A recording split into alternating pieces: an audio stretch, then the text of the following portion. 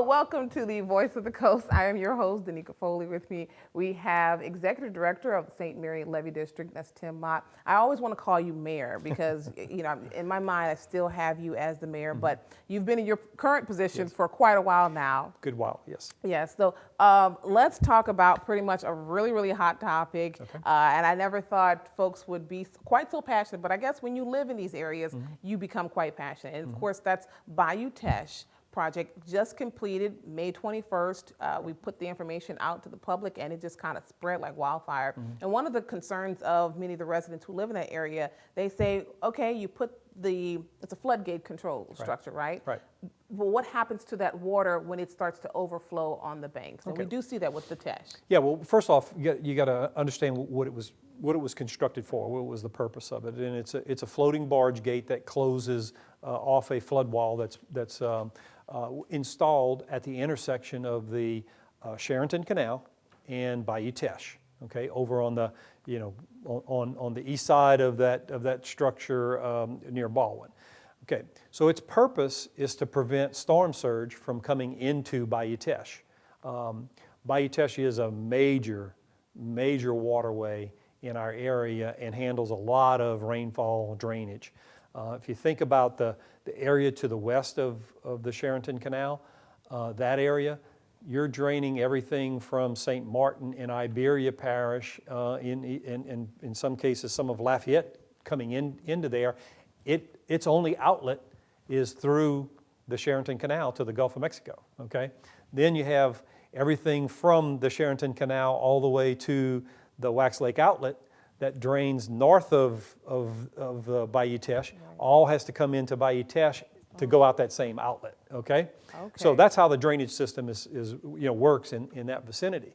Well, what we're trying to prevent is when storm surge is trying to push water from the south to the north and push it into those basins, we want to close that off and keep that water from getting up in there. That Bayou Teche, and that whole area still is where all of that rainwater has to flow. So it's not going to prevent all flooding. If there's a lot of rainfall in that basin, we're going to leave that gate open and we're going to let that water get out as quickly as we can. The decision that was made this past week to close the structure is simply based on the National Weather Service's prediction that we were going to see 2 to 3 feet of storm surge coming into that area. So if you can keep 2 to 3 feet of water out, that's more storage you have for the rainfall that's going to fall behind it. And so as it turned out in this particular event, we didn't get a big push of water. So as soon as we determined that, the next day we opened it back up, which you can do since it's not an emergency driving sheet pile across like we did last year for Delta. In this case, you swing the gate closed, you let it sit, blocks the storm surge, storm issues pass, you open it back up and you continue to have that drainage. And we actually held this one. We didn't close that structure until probably 6 or 7 o'clock that evening, the evening that the storm was coming ashore. And it was a storm, it was a low pressure area that was coming ashore all the way in Texas. We waited until the last minute because we wanted as much of that water to come out, and we were watching the tides. Right. You didn't want to, we wanted to get that low tide to keep sending that water out. Now, in a more typical storm surge situation, you probably wouldn't already have a flood on Bayou Teche. You would have low water, and then we would try and time it to where we can close it at the lowest possible point, and so that you have as much storage as is available for that.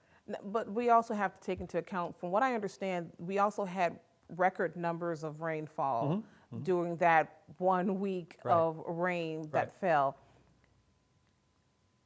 And I surveyed a couple of the homes in that area, like in the Centerville area particularly, and that water came up pretty high. Yeah. But that was even after you closed the gate. Well, no, first off, there was water and I'm going to use the area behind the courthouse like Eastwood and so forth. There's water on the street in that subdivision that day, the day before we ever closed it. We only closed it for, I'm thinking it was less than 24 hours. that it stayed closed. Because we closed it on that, it was a Friday evening, and we opened it back up on Saturday during the day. So the gate was only closed for a very short time period. You know, you said we can talk about this for a long time. I think I've only asked only 2 questions, Yes. and we have to go to a commercial break. But I'm still trying to wrap my head around this. And so we're going to talk a little bit more about it. And you guys come right back here to the Voice of the Coast. We'll see you shortly.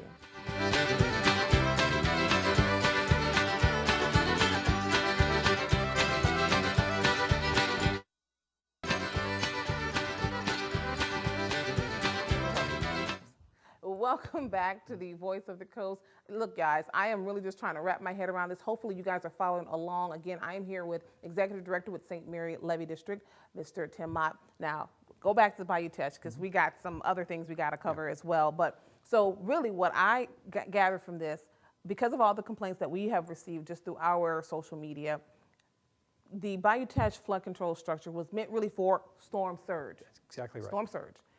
What we experienced during that 1 week, what was that, May 20th, around that time period, was mostly rainfall. Right. And the structure was not meant for rainfall. I mean, Well, rainfall. the structure was not closed. It was Yes. open to let as Let much that water- water yes. out. And so, yeah, you would never close it just because it's raining. Exactly. What you're closing it for is to keep 2 or 3 or 4 or 5 feet of water from pushing into that bayou. Yes. And so if you keep that out, that's 2 or 3 or 4 feet more you can handle behind that structure.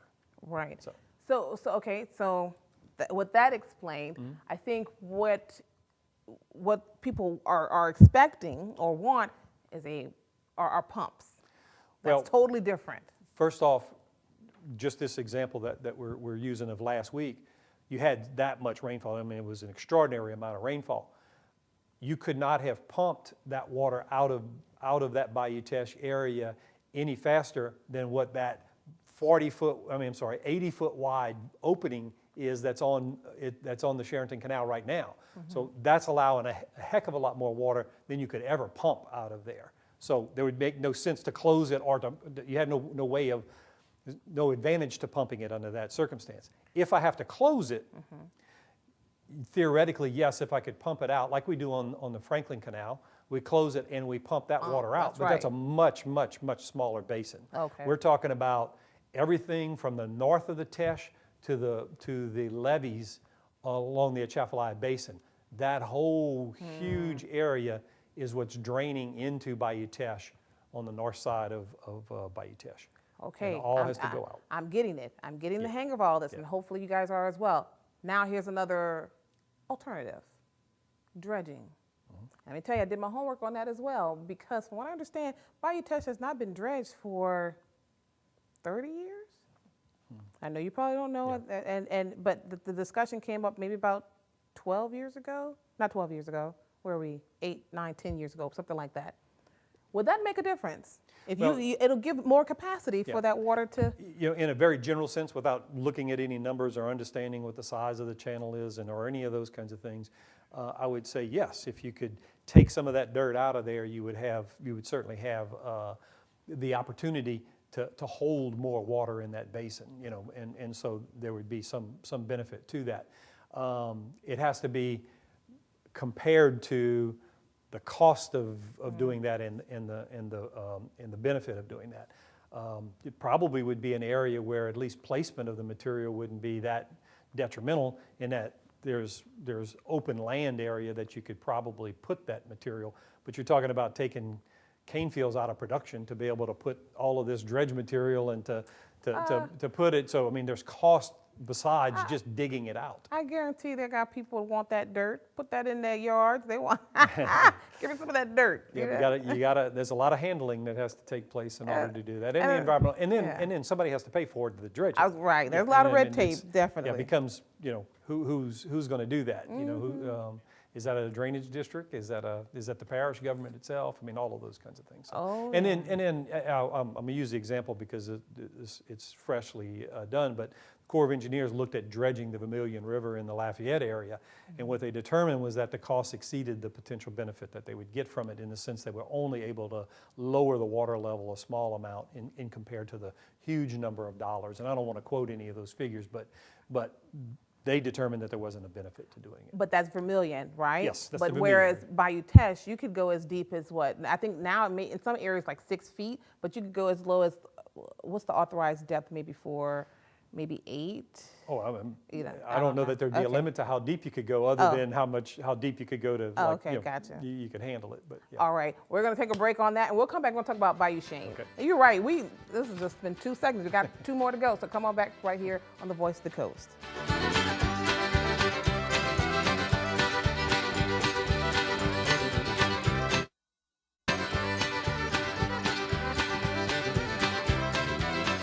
Welcome back to the Voice of the Coast. Again, I'm your host, Danika Foley. Now, we have spent a lot of time talking about Bayou Teche, and hopefully all your questions have been answered. Let's talk about Bayou Chene. We've been, been talking about this for years. I mean, this goes back to at least 1973, when the first flood fight actually, I just want to say the ingenuity of the people that lived in this area to put a barge there. So now we actually are at the master plan stage, right? Where we actually have a permanent structure that's going to be there. Right. Where are we as far as the different phases, and where are we right now? Well, we had to divide the project into various phases for both engineering purposes and also funding purposes. But phase 1, which we broke into 2 pieces, is complete. And that was just some land work that was done and some dredging that was done. Phase 2 is the construction of the flood wall.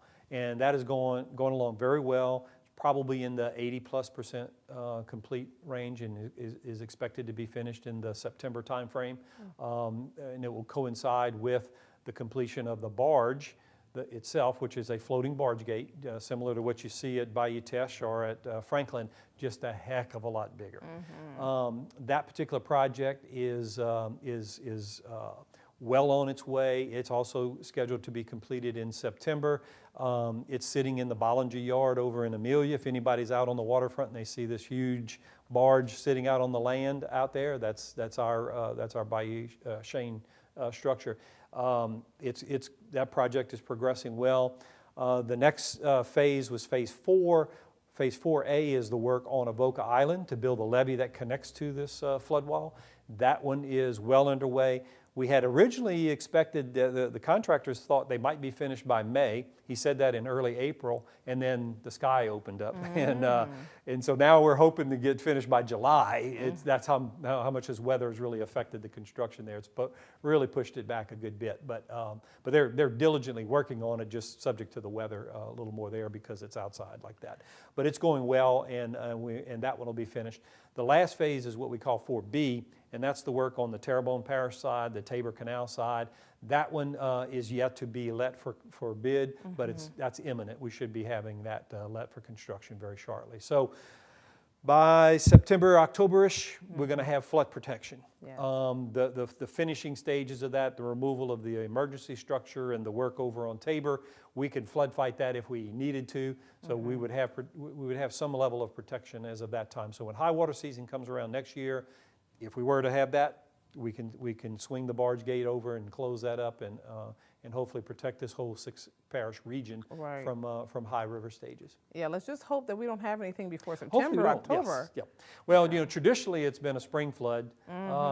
2016 got a call on December 28th, so it was a little bit unusual there. It was a little earlier, but we'll be ready by that time anyway. Yeah. So right now, what particularly, let's say Lower St. Martin, what they're experiencing has nothing to do with what's going on. Yeah, the river today is right at 5 feet, and that's not really a very high river, and they're still grossly underwater. Just shows you it's not, that's not really we would not be that beneficial for them right now. It's really this massive rainfall that we've all suffered from that's causing the problem that they have now. Okay. Let's actually kind of move across on the other end of the parish. Let's talk about the Yoakley Levee extension. Okay, and sure. That's near Metal Shark, if you're not familiar. And I recall that was a couple of years ago during one of the storms that we were experiencing. Water was just overtaking the facility. But you guys managed to put in a temporary structure or yeah, levee. and keep in mind now the temporary fight has been, it actually leaves Metal Shark and Gulfcraft exposed to that storm surge. And so that's why you saw their parking lot underwater and all those things. Our new project, based on our conversations with them, we've been able to design a project that includes them in the protection. So what we'll be building is a levee across the waterfront there. And in order to accommodate a business like them and Gulfcraft who need waterfront access, we will have temporary floodgates that we can close in an emergency situation. Okay, great. And we'll talk about when we're expecting those dates and what will that all entail, Sure. right? So come on back right here on the Voice of the Coast.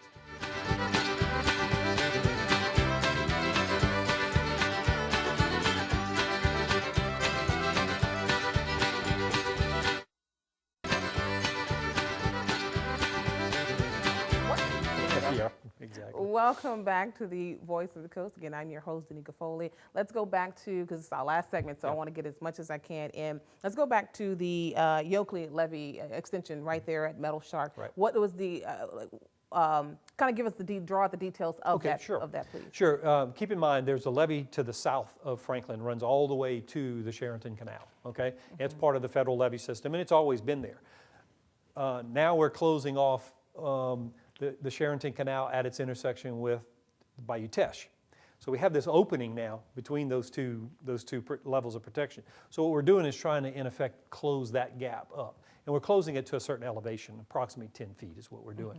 So we're going to build an earthen levee to go all the way down there, and where those two companies need access to the waterfront, we're going to put in these temporary, what they call stop logs, but basically there's a wall you'll slip into, some brackets that'll be there, so that on an everyday basis, they just continue to use their waterfront and so forth.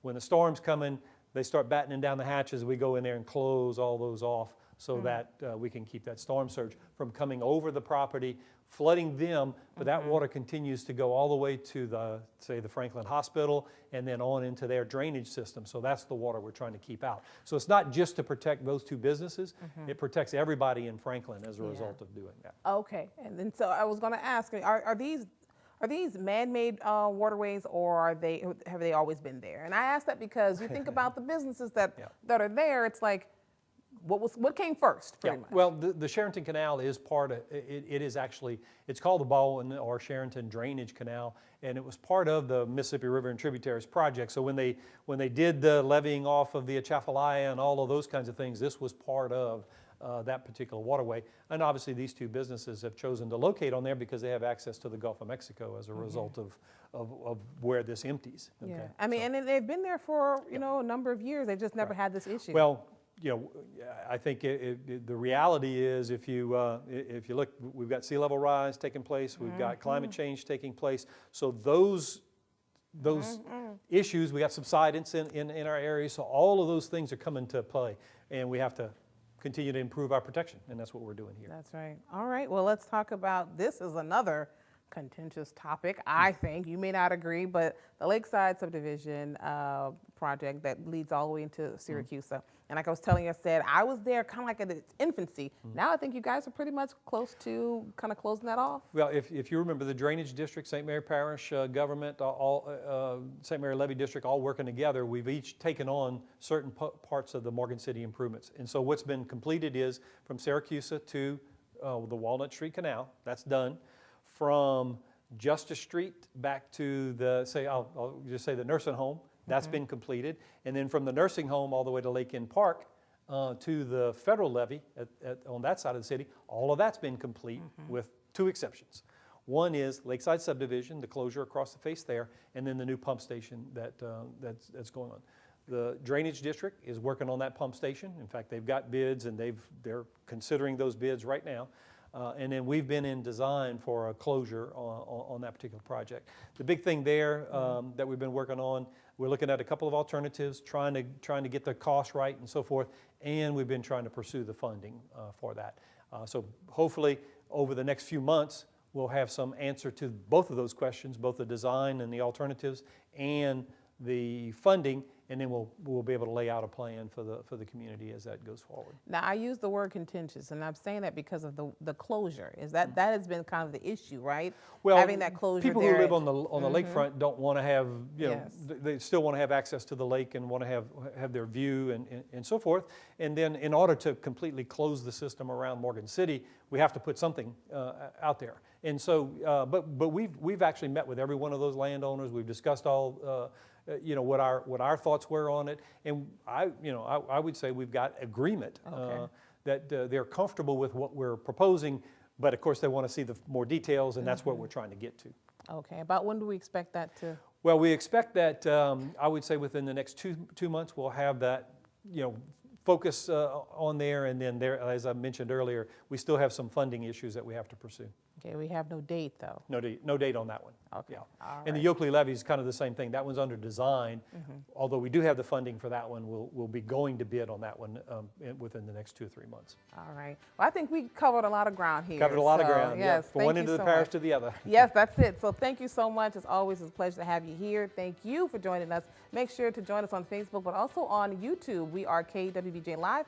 See you guys next time.